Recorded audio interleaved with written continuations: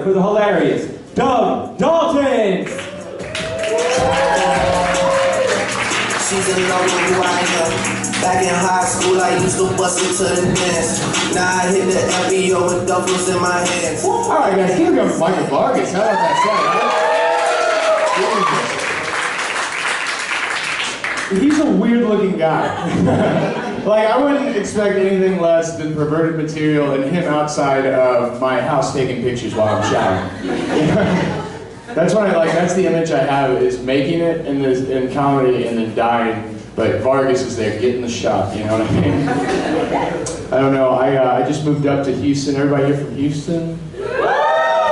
Cool. I just moved up to Houston. I thought traffic was going to be my biggest problem with a big city. Turns out it's only specifically stupid shit while I'm driving around, just specifically dumb shit. The other day I was driving around, I saw another guy driving around in a Kia Soul. You know, if you get it, I thought it was pretty gay that somebody spent money on a Kia Soul. You know? I was sitting there in my PT Cruiser and I was just like, I was really judging this guy. At one point, I leaned over to my boyfriend Greg and I was like, Greg, you see this gay boy? I'm not gay, guys. I'm sorry I did that to you. I know. I'm sorry. It was a joke. But it works for the joke, and I've never seen a crowd that's legitimately surprised when I say that I'm gay. You know what I mean? Every time I say that I'm gay, they're like, uh-huh. We get it, Chief. Long show, though, so moving along. I just turned 28 years old. Give it up for me, I peaked. This is it. I'm 28 years old, and one thing I've realized about myself is that I have too approachable of a face. At 28 years old, people have just been telling me shit recently. Shit you wouldn't normally tell somebody if you cared about them, and it's always like mean shit, but it's sort of funny, so it outweighs the meanness they get away with it. One guy told me that I look like I can't read. Okay, you guys get it. That's not the worst reaction I've ever had. One time I said that, it got dead silent. There was a black lady in the front row. As soon as it got silent, she was like, oh, honey. I was like, okay, one, yes, I got an oh, honey. And two, she both realizes that that burn is accurate. I do look like an adult illiterate. And she also feels bad for me, too. That's the step that really hurts my feelings, you know what I mean? But no matter what I say to that burn, no matter what I say, they didn't say I can't read. They didn't toss me a book and ask me to prove it, you know what I mean? They just said something about my face. Something about the structure of my, like, eyebrows.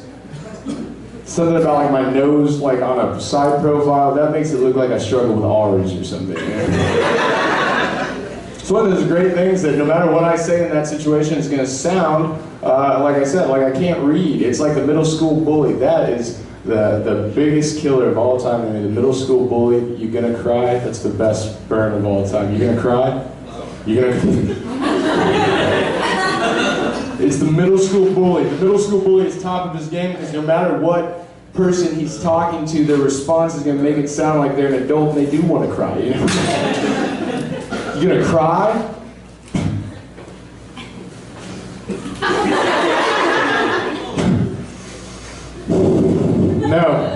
No, I'm not. Why'd you say that so loud, weirdo? I work in a restaurant. I work in a very expensive restaurant. It's expensive to the point, and I hate my job now. It used to not be a hard job, you know what I mean? But now it's kind of gotten difficult. But it's an expensive restaurant, and it's weird because it's too expensive for me personally. You know what I mean? Like, I can't afford anything on this menu. But it never stops people from coming in and asking my opinion on food that I can't afford to eat. You know what I mean? It's absurd. Sometimes I'm honest. One guy was like, what do you think of the dry edge ribeye on the menu? What do you think of the dry edge ribeye? I was like, I think it's $90. Why are you asking me about shit I don't know? Are you trying to embarrass me? Eat your mashed potatoes, bitch. The only way I'm gonna know what a $90 steak tastes like would be if I get this guy to order one but not finish eating it. You know what I mean? Ooh, I'm gonna eat after you. That's my point. I wait tables locally, Filth crowd, so if you see me at a restaurant lurking around in a dirty white shirt, just know that I've eaten after you. I swear to God, it could be one thing on your plate, and I could have heard a series of sneezes while I was walking past your table. I didn't see sneeze hit food, mind you, but I know sneezes, you know, so I know it probably did hit the food. I'm eating that Brussels sprout. That's mine. That's my Brussels sprout. It's coming home with me. But it's my job is dumb questions now. Used to, you go in shit-faced, you drop off tater tots to the wrong table all day. Nobody would say shit. It was before Yelp. You know what I mean?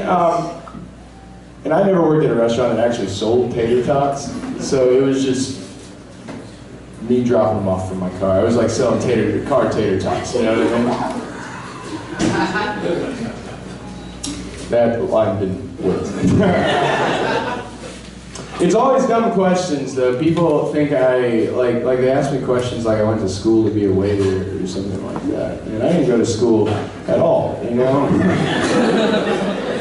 But especially not to be a waiter. Nobody you know has ever done that. Your buddy Greg from high school still works at an Applebee's because he's an asshole. You know what I mean? They don't drug test. They don't test for pot. That's why Greg still works at Applebee's. It's not because he's passionate about refilling teas. You know what I mean? It's because he's a dickhead and he still lives with his mom and she keeps enabling him. Greg is Doug. Doug is Greg.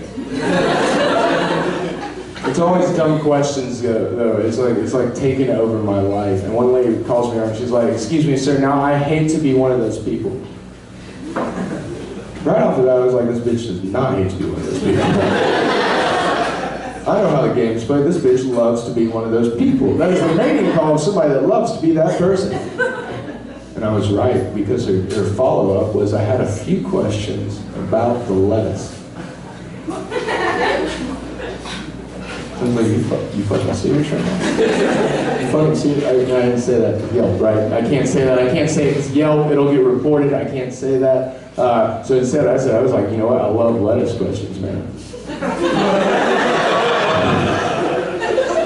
Your boy fucks with lettuce. I cursed. She trusted me more afterwards. I was like, let us begin the questioning process. I was like, what are your lettuce questions? She was like, 1, where do you guys get your lettuce from? And 2, do you guys wash your lettuce? Because I know a lot of places that don't wash their lettuce. And I was just like, no, you don't. What place was that admitted you that they don't wash their food? You asked and they're like, come over here, I'll show you exactly what it is. Yeah, we don't keep any of this food cold. Come over here. Let me show you what's dirty and we'll go backwards. You know? No, you walk in and you're like, you guys wash your lettuce? And he's like, no, this is a Ruby Tuesday, sir. We're in an airport in Maine. Of course we don't have a lettuce. I'll go check, I guess, Mr. Moneybags. I'm going to tell you guys the very, very quickest of stories. Nick, how much time am I at? 8, perfect. I was going to do 13. Oh, did you guys? Okay, y'all aren't coming from me. Any 90s kids in the house? Whiny pieces of shit.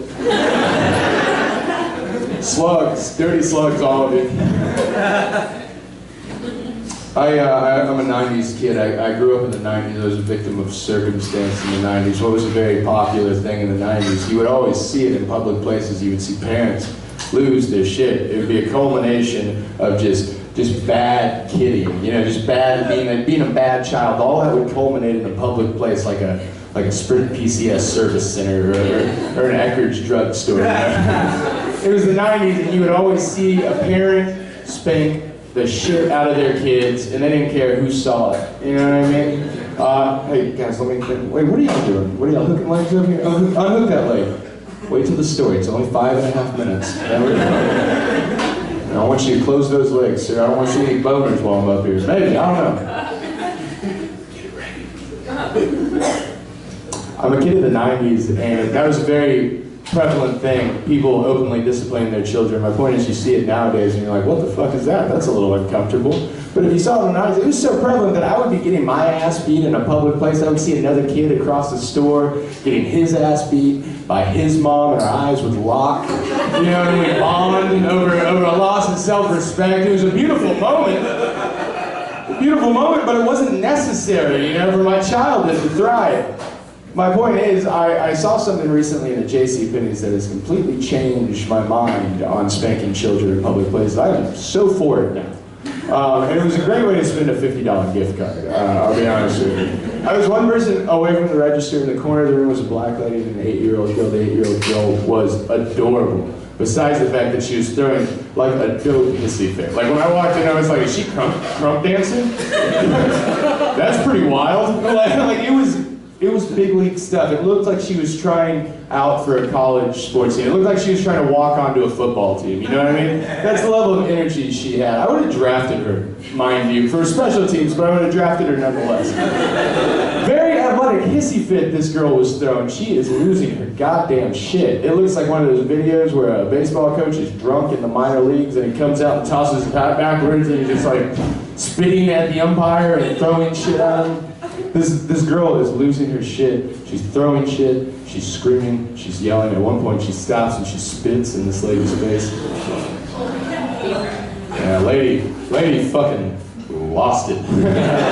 Lady lost it. She's like, you shut the fuck up!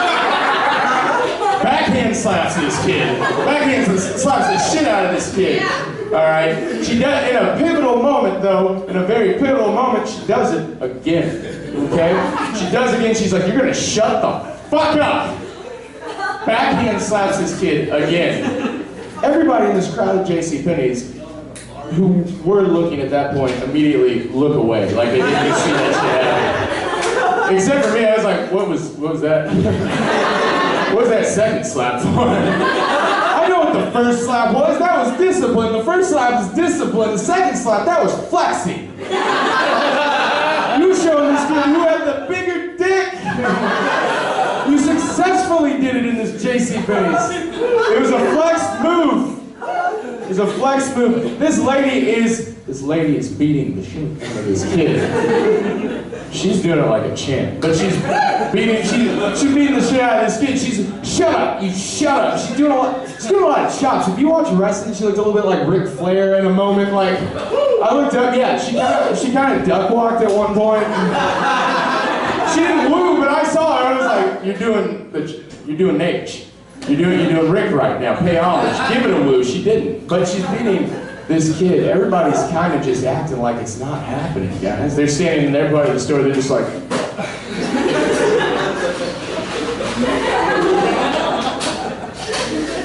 Just doing eye swoops.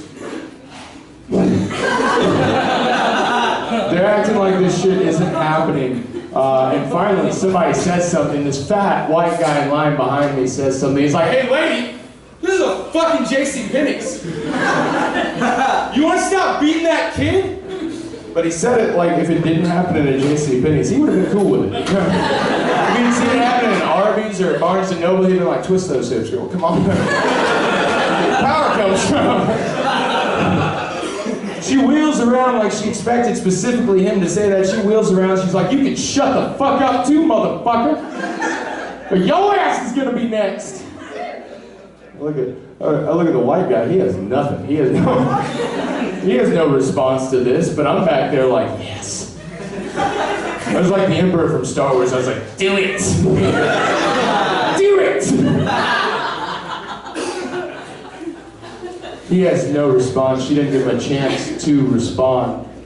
But that's okay. She already has the next thing lined up. She's like, you can shut the fuck up too, motherfucker. But yo ass is gonna be next, and these are her real next words. She's like, that's why all y'all people motherfucking kids be shooting up all these goddamn schools. Y'all ain't teaching them any motherfucking respect.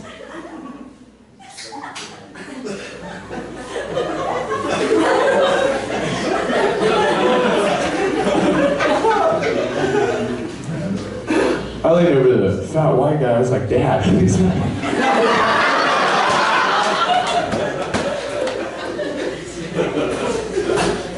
Is that why these kids keep dying? I'm not saying it's not, I'm just saying if it is, bring me your third white child named Bryce, and I'll end this, you know? I'll stop it right now. The best thing I saw out of this whole thing was nobody ever stopped this lady from being this kid. Her will was too powerful as a champion. She was brave. She was 8 Super Bowls in, six losses, but still 8 Super Bowls. This lady was a champion. Nobody stopped her. At the very end, I saw her dragging this little girl out of this JCPenney's. Kid's kind of lifeless. But her eyes are open, so she's not without life, you know, which is a vital part of that story. She's not without life. Last thing I see is this lady look down at this kid and she said, "Wait till we get you home and tell your mama what you been doing." I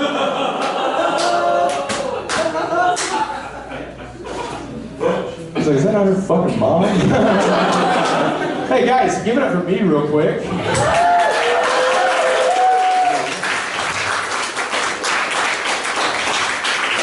That was pretty good, huh? It wasn't that good. I recorded it.